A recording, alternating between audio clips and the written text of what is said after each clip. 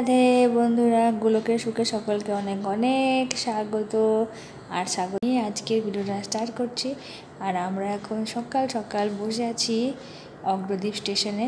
আজকে আমরা অগ্রদ্বীপ স্টেশন থেকে যাব বাজার স্টেশন থেকে আরও 1-1.5 ঘন্টা টুকটুকি গাড়ি করে যাবো, না টোটো গাড়ি করে যাব আমাদের গন্তব্যে। আমাদের গন্তব্যের নাম হচ্ছে সূর্যাপুর আশ্রম। আর সেই আশ্রমে আমরা যাব। আমাদের বাড়িতে এই বছরে যজ্ঞ হয়েছিল প্রথমবার। তো যে সাধু বাবারা যজ্ঞ করেছিল তারা আমাদের গুরু মানে বাবার দীক্ষা নিয়েছিল বাবারা সেই আশ্রম থেকেই।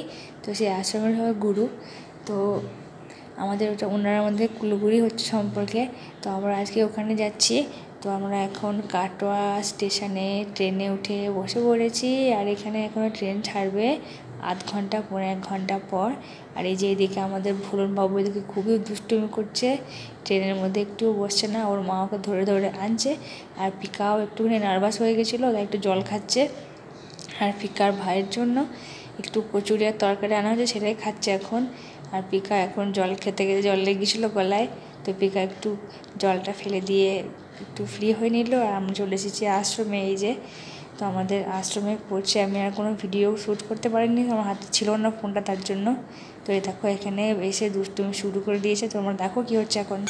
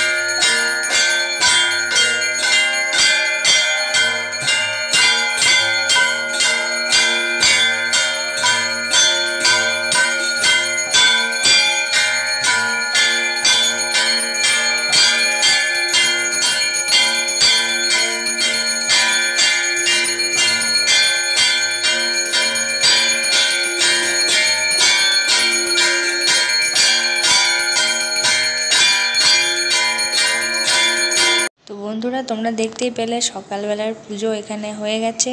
তো পুজো হওয়ার পর আমরা সবাই প্রসাদও পেয়ে গেছি। আর প্রসাদ পাওয়ার আগে আমাদেরকে সাধু বাবা এই ঘরটা দেখিয়ে দিয়ে গেছিলো। তো এই ঘরের মধ্যে আমরা আগে থেকে আমাদের ব্যাগ রেখে গিয়েছিলাম। আর এখন পিকা এসে বলছে ও বাড়ি যাবে, ওর নাকি ভালো লাগছে না। তো এখন ছোটো না, বাচ্চা মানুষ, তাই জন্য ওর এত ভালো লাগছে না। আর এখন ওর মন পড়ে আছে ওর গৌর ভাইয়ের দিকে, কারণ ওর গৌর ভাই আমার সঙ্গে আসেনি। ওই জন্য ও বলছে আমার গৌর ভাই বাড়িতে একা আছে, মন খারাপ করছে। তাই ওকে বুঝিয়ে বলছিলাম যে না না, বাড়িতে ঠাম্মি আছে, দাদু তোমার সঙ্গে এসেছে, ঠাম্মি আছে, তোমার জেঠু আছে, ভাইয়ের মন খারাপ করবে না, ভাই হ্যাপি থাকবে। তো এখন এখানে রোদের মধ্যে দেখো ঘোরাঘুরি করছে। আর এই যে এখানে দেখো যজ্ঞের কাঠগুলো রাখা আছে, এই কাঠগুলো দিয়েই যজ্ঞ হয় আশ্রমে। তো এই যজ্ঞের কাঠগুলো ভালো করে রোদে শুকিয়ে নিচ্ছে বাবারা। আর এই যে দেখো যজ্ঞকুণ্ড, এই যজ্ঞকুণ্ডই যজ্ঞ হয়। তো এখানে বছরে অনেক কবারই যজ্ঞ হয়, ঠিক কবে হয় আমি বলতে পারবো না, কিন্তু যজ্ঞ হয় অনেকবারই।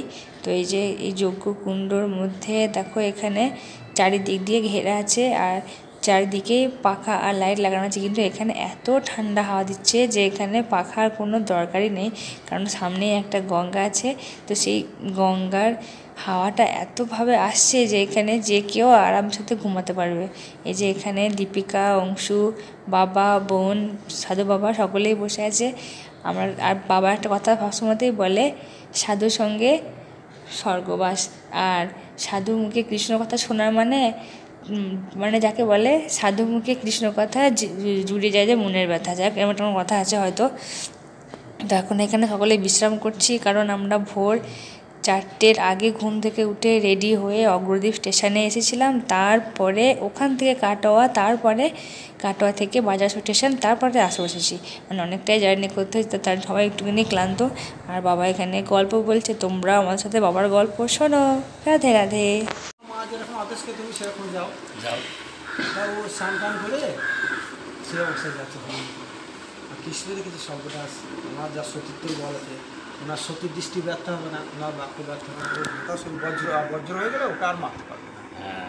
কৃষ্ণ কী করে ঠিক ও যখন যাচ্ছে আর ওর পর দিয়ে তখন কৃষ্ণ আসছে। সে তো অন্তর্যামী ভগবান, গোবিন্দ সব জানে, সে তো নাটের গুরু। সে বলছে কী গো দুর্যোধন, তুমি কোথায় যাচ্ছ? তা বলছে মায়ের কাছে যাচ্ছি। বলছি তুমি মায়ের কাছে যাচ্ছ এই অবস্থায়? আমার মা যেতে বলেছে।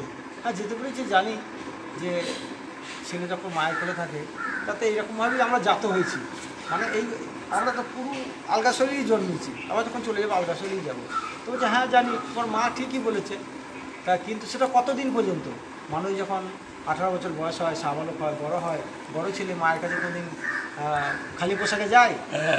ছি ছি ছি, ধিক ধিক তোমাদের এই বংশকে, তোমাদের এই তোমাদের সৌদচার, এই তোমাদের নিষ্ঠা, এই তোমাদের আদর্শ, ধিক তোমাদের আদর্শকে, ছি ছি ছি ছি।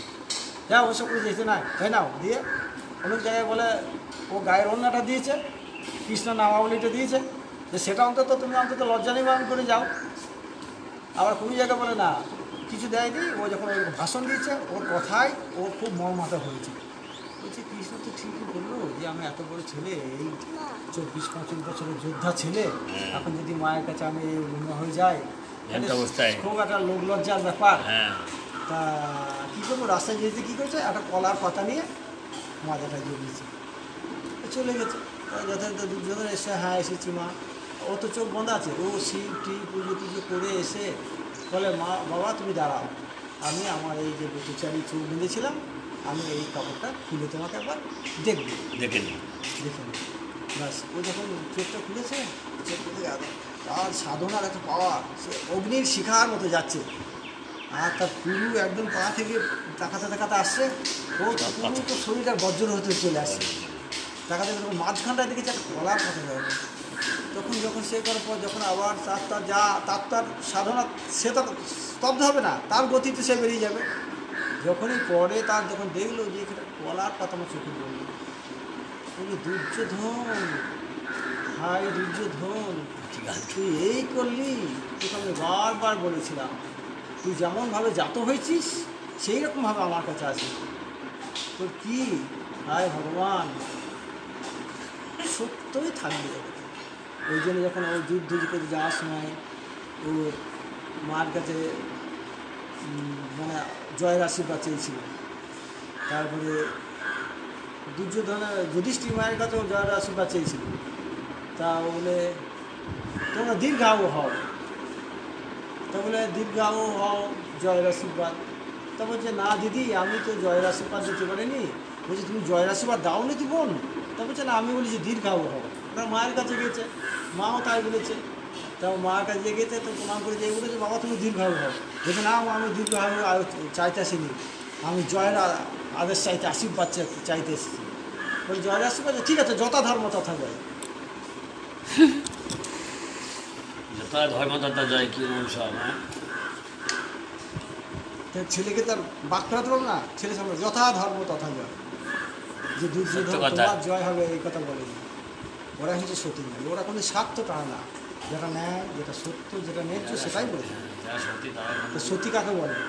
ওই যে তুমি যেটা আমি যেটা বলি দ্বিচারী মানে অসতী তা না।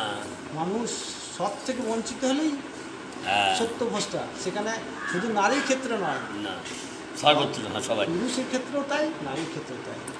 আগুনে হাত দিলে আমারও হাত বলবে, নারীরও হাত বলবে, সবারই বলবে। বিষ খেলে নারীও মৃত্যু হবে, পুরুষও মৃত্যু হবে। আর ভগবানকে টাকা তো সবারও অধিকার আছে। নারীর মধ্যে যে ভগবান সত্তা রয়েছে, পুরুষের ক্ষেত্রেও সেই ভগবান সত্তা রয়েছে। কারণ কারোর মধ্যে সত্তা আলাদা নাই। তোমার স্বামী তোমাকে ভালোবাসে কতক্ষণ? যতক্ষণ তোমার মধ্যে ঈশ্বর সত্তা বিরাজমান আছে।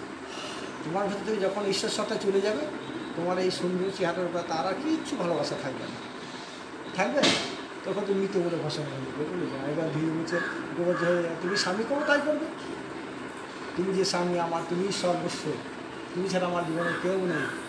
কতক্ষণ, যতক্ষণ তার মধ্যে ঈশ্বরের সত্তা বিরাজমান আছে, মানে যতক্ষণ ঈশ্বর শক্তি দ্বারা সে জীবিত আছে। আমরা একটা কাজ একটা ভালোবাসি ঠিক, কিন্তু সেই কাজটার ভালোবাসার পিছনে তো মূলত একটা বড় কারণ হচ্ছে ঈশ্বর। আমার মধ্যে ঈশ্বর আছে বলে তুই আমাকে ভালোবাসছো, তোমার মধ্যে ঈশ্বর আছে বলে আমাকে ভালোবাসছো। কিন্তু সে এমনভাবে আছে, আমার মধ্যে ঈশ্বর আছে কিন্তু আমি দেখতে পাচ্ছি না। কিন্তু মানুষ, মহাজন, মহাপুরুষ, বিশেষ ব্যক্তিরা তাকে বলে বুঝিয়ে দেয়, যার জন্ম জন্মান্তরের স্বীকৃতি থাকে, পূর্ণ ফল থাকে, ধর্মের আধার থাকে, সেই দেখতে পায়। হনুমান যখন জন্মিয়েছিল তার দিব্য মালা নিয়ে, তা সেটা একমাত্র হনুমানের মা অঞ্জনায় দেখতে পেত, ওর বাবা দেখতে পেত। বলে ওর অলঙ্কার আনতে বলে, কী অলঙ্কার আনবে? আমার ছেলেকে একটা দিব্য মালা আছে, মাই শুধু দেখতে পেত, তোমার এর ক্ষেত্রে দেখো না। ভীম যখন জন্মিয়েছিল, ভীমের মধ্যে এমন শক্তির আধার নিয়ে জন্মিয়েছিল, খেলাচ্ছিল মা করে যে হেঁকে ভীম আমার হাত থেকে পুঁজলি পড়ে যায়, নিজেই পড়াশোনা থেকে মেঝেটা ভেঙে আমার চূর্ণ হয়ে গেছিল। তখন বিস্ময় হয়েছিল যে সর্বনাশ, হাতের থেকে আমার ছেলে পড়ে গেল, এত বড় পাথরের মেঝে ভেঙে গুঁড়ো হয়ে গেল, তাহলে এটা কীরকম ঐতিহ্য বলেছিল হনুমান সত্তা। আবার এক জায়গায় আছে, আবার ওই সত্তাটাই এক জায়গায় দুর্বল হয়ে গেছে। যখন দ্রৌপদী যখন গোসা ঘরে খিল মেরেছিল, তখন সবাই দরজাটা খোলার জন্য অনুরোধ করেছিল যে সখী দ্রৌপদী তুমি দরজা খোলো, দরজা খোলো। তখন দ্রৌপদী সেই দরজাটা আটকে দিয়েছিল, কেউ খুলতে পারেনি। তখন ওরা কৃষ্ণকে ডাকে যে প্রভু আমাদের এত শক্তি, আমি ভীম, আমি মনে করলে ধাক্কা করলে একটা পাথরের পাহাড় ভেঙে দিতে পারি, কিন্তু এই কাঠের দরজাটা ভাঙলো না কেন প্রভু? তবে তো ভীম তুমি ভুল পাচ্ছ, এটা কাঠের দরজা হলেও এই কাঠের দরজা দিয়ে আটকানো নাই, ওখানে যে ওর যে মনন শক্তি, যে সাধন শক্তি, ও তো সতী নারী, তা তোমাদের দ্রৌপদী তো স্বামী লক্ষ্মী, তা দ্রৌপদীর মনের দরজা বন্ধ হয়ে গেছে। তুমি হাজার ভাঙলো, পাথর ভেঙে উল্টে যাবে, কিন্তু দরজা কোনোদিন ভাঙলেও না খুলবে না। তা বলে কী উপায় হবে? বলে তোমরা একটু বুঝাও। বলে আমরা সবাই তো বুঝিয়ে আগ মেনে গেছি, তাহলে সখা তোমাকে এর একটা বিধান করতে হবে। তো তখন কৃষ্ণ যে দরজায় ধাক্কা দিয়ে সখী সখী সখী করে ডেকেছে, এবং কৃষ্ণর কণ্ঠস্বরটা ওর যখন কানে গেছে, হৃদয়ে গেছে, তখন দরজাটা খুলেছে। কি সখা, বলছে তুমি এত শোকাহত কেন, তুমি এত মর্মাহত কেন?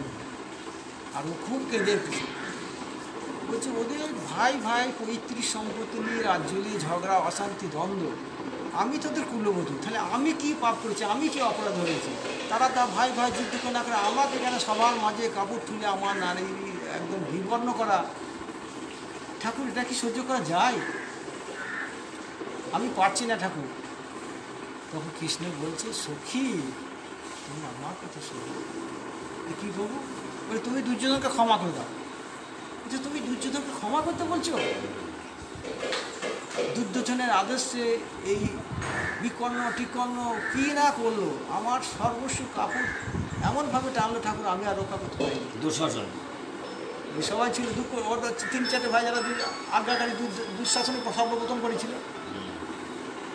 তা যখন বলল যে দেখো তোমার কি ওরা লজ্জাহানি করতে পেরেছিল কি? তা বলছে না। তো তোমার কে রক্ষা করেছে? ওই জন্য অনেকে বলে কৃষ্ণ তাকে অনেক থেকে বস্ত্র দিয়ে দিয়েছে। যখন সে হাজার চেষ্টা করে, নিজে কাপড় ধরে টরে অনেক চেষ্টা করে, যখন শেষকালে 2 হাত ছেড়ে দিয়ে, হে গোবিন্দ তুমি লজ্জা নিবারণ, তুমি রক্ষকর্তা, তুমি বিপদের বন্ধু, তুমি দিনের বন্ধু, তুমি আমার লজ্জা রক্ষা করো।